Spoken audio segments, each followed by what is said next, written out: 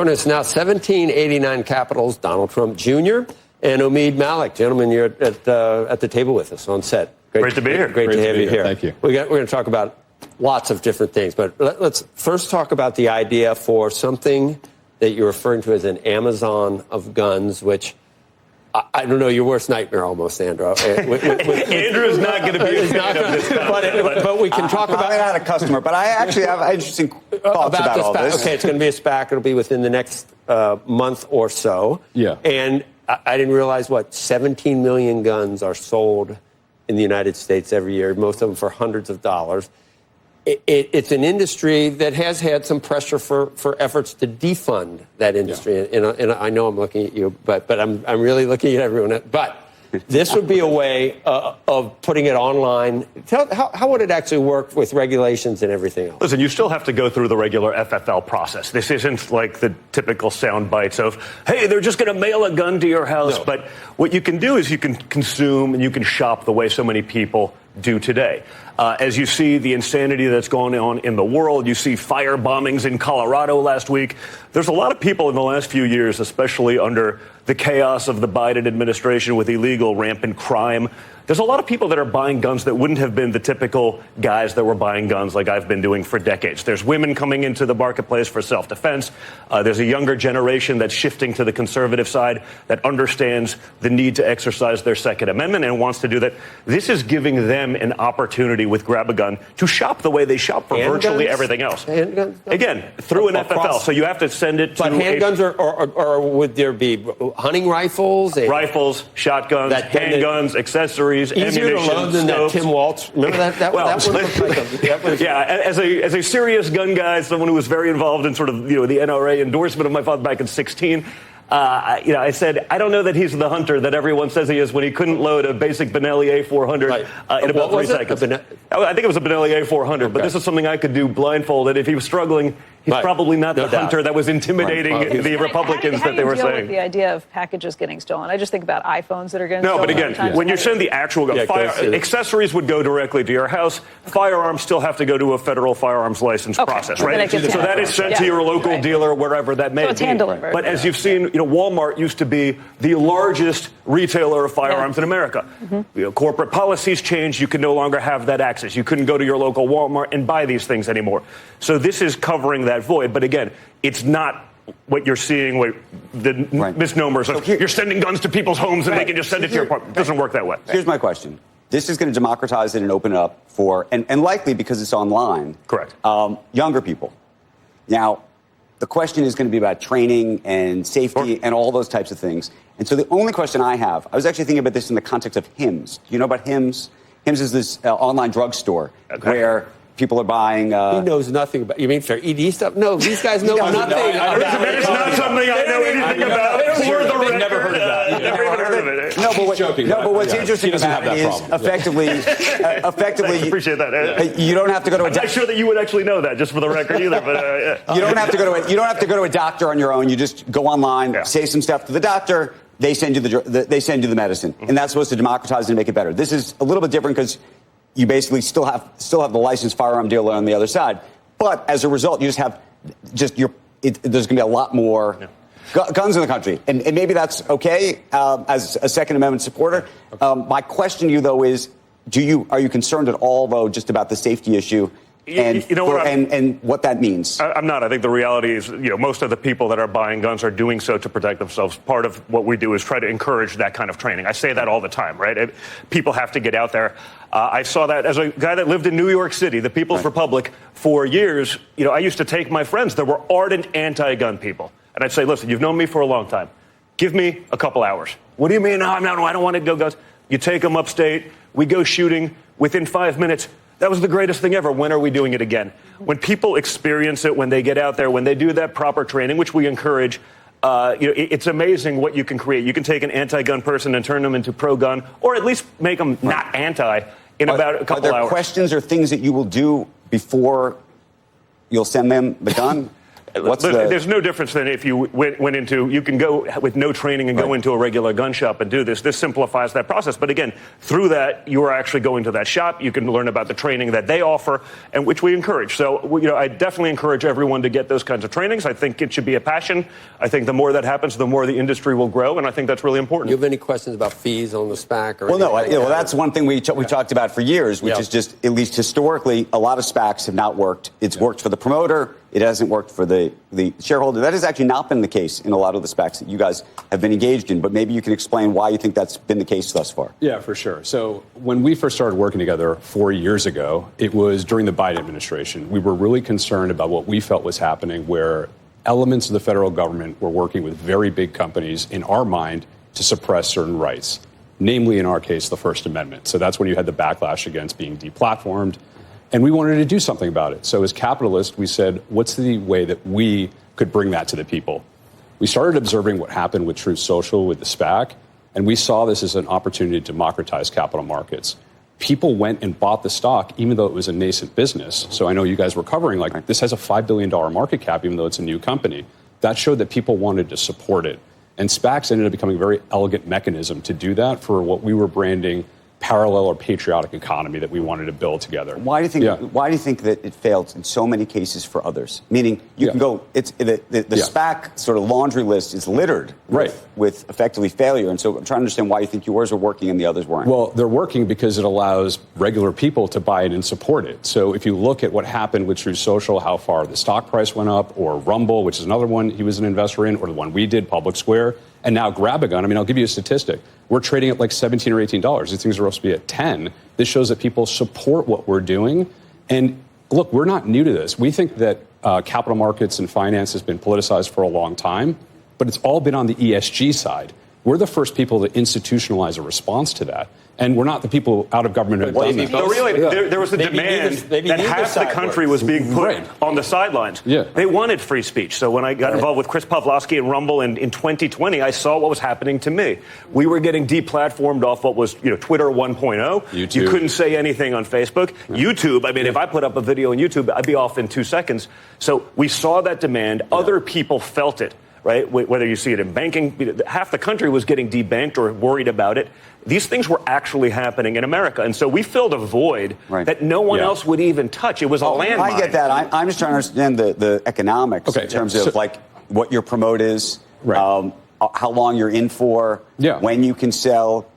Given the projections that you'll make for several years out, are you in for as long as the projection is out there? And so in the case of Public Square, I joined the board of the company. So you're not selling anything in that case. And he's on the board now of Public Square. Right. So these are ideological investments for us. We believe in these things. We actually believe in these things. But and if you look, just the last thing. The criticism of ESG is that ideology shouldn't be what is the core mission of a company. It should be shareholder returns, and it should be satisfying customers. Right. So this, in some ways, 1789, I think ESG needed an answer, but with ESG on the way out, why do we need sort of the same thing on the other side? I know we've crossed the Rubicon. To bring this back to neutral, where there are no politics in corporate America. When I see ESG, does having a trans board member really translate to shareholder value? The answer is no. Although is the goal really to get to neutral? Because right now it seems like you guys are banking on tribalism continuing. But again, what's the philosophy? When I came on here right after the election, I coined my own acronym: entrepreneurship, innovation, and growth. Mm-hmm. To me, that's not tribalism. That's what America always stood for.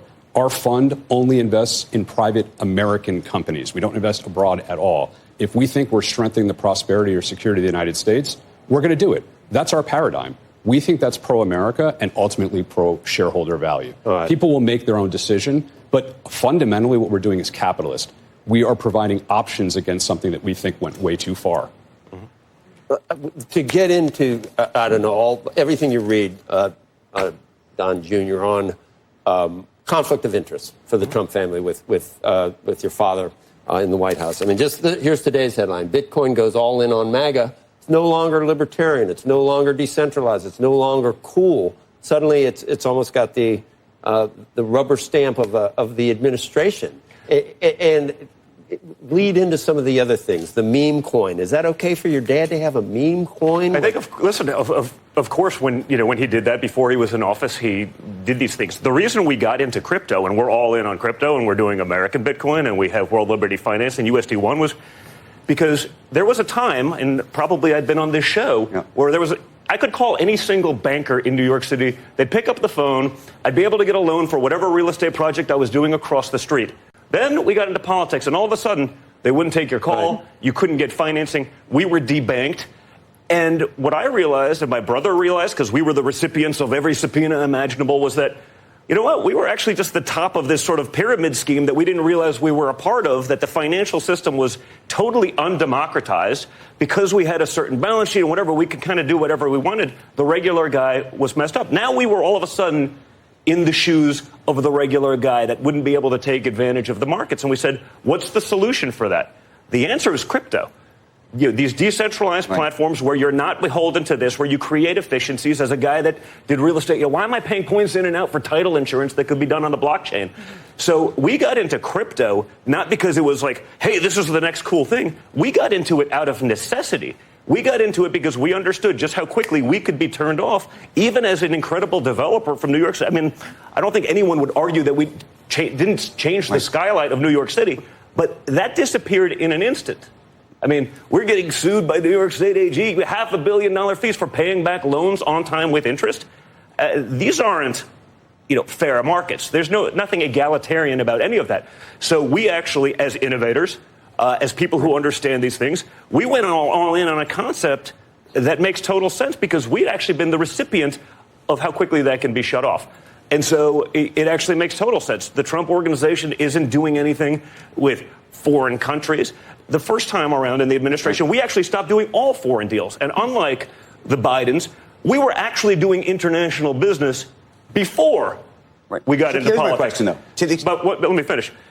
We stopped doing those things. And the market still said, oh, they're profiteering off of this. They're doing that. We got zero credit. We shut down hundreds of millions of dollars of business to voluntarily just say, just in case. So now what we're going to do, we're going to play by all of the rules. We're going to do what we're allowed to do. But we got zero credit for going so far above and beyond because, that's the nature of this beast, right? It's a market cycle. I get it. It's click-worthy. It's nonsense. So let me ask you a question about the meme coin, okay? You may not believe this. I want your father and this White House to have all the credibility in the world. And invariably, people are always going to question whatever any president does. But one of the things that people do demonstrably question is they say this meme coin that your father has creates the opportunity for foreign adversaries, people in the U.S., anybody, if they want, to effectively funnel money to Hunter's art. It's as bad as Hunter's art or the Clinton Foundation with her getting back into the White House. It just seems like a way that greases the skids for influence. I think the meme coin, you don't know who's actually doing any of these things, right? So, that's one of the things that has people on edge. But it's different because it's hard to influence if you don't actually know where the stuff's coming from, right? So I wasn't involved in the meme coin. I'm more focused on, obviously, the stable coin, the Bitcoin mining, some of those things. But, the reality is I think a lot of these things in the meme coin... You're not taking responsibility for the meme. I'm just saying the reality of the meme coin is it's sort of a proof of concept that the crypto world understands exactly what I was talking about earlier, that the markets may not necessarily be fair. The traditional banking system may not be fair to them. So it's a proof of concept of what I think we can move the needle in crypto. And I think that's going to be the future of finance. It's going to be the future of banking, almost without question. If we can accelerate that process by going all in on it, but you've heard from people in the crypto industry, I imagine some of your friends who have said that some of these coins and what's happening may undermine a little bit of what's happening because people are questioning it, right? I have not heard that from anyone, actually. What I hear from those people is like, thank you for doing this. You're giving us the legitimacy that we fought for so long. And this isn't just a conservative issue, Joe. I mean, these are highly libertarian people. This is actually one of those 50 million holders of, some sort of crypto, whether it's Bitcoin, stables, ETH, Sol, whatever it may be. There's 50 million in America, and they're not all right-wing. These are people who just believe in freedom. They've seen what's happening, and they're looking for a corollary and a response. I got one more for you, which goes to, do you believe, if you believe in the U.S. dollar, which I think we all want to believe in, do we think that crypto, Bitcoin in particular, but crypto writ large, can ultimately undermine it? Actually, I think the opposite. When you look at what's going on with so many of the stable coins, and as you create utility and those things happen, what we're doing with USD1, it's literally one-to-one backed with the U.S. Treasuries. If you look at some of these big, stable coins, they're literally some of the biggest buyers of U.S. Treasuries in the world, replacing a lot of the countries that would have been traditionally doing that. So if we want to keep borrowing and spending the way we do for some of these programs, I don't necessarily agree with all of that either. I think these stable coins are actually going to be the savior of dollar hegemony in the world, not a detractor from it.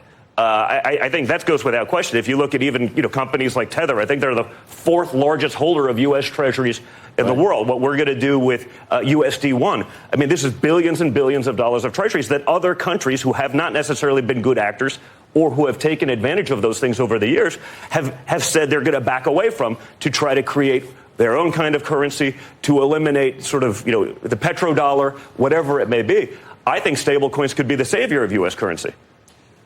I'm going to shift gears a little bit to your relationship with VP Vance and some of the stuff we've read lately. I don't know if you've seen the journal pieces about, I guess, the Orrin Cass influence, and you know who I'm talking about, on the vice president, where market forces are no longer as important.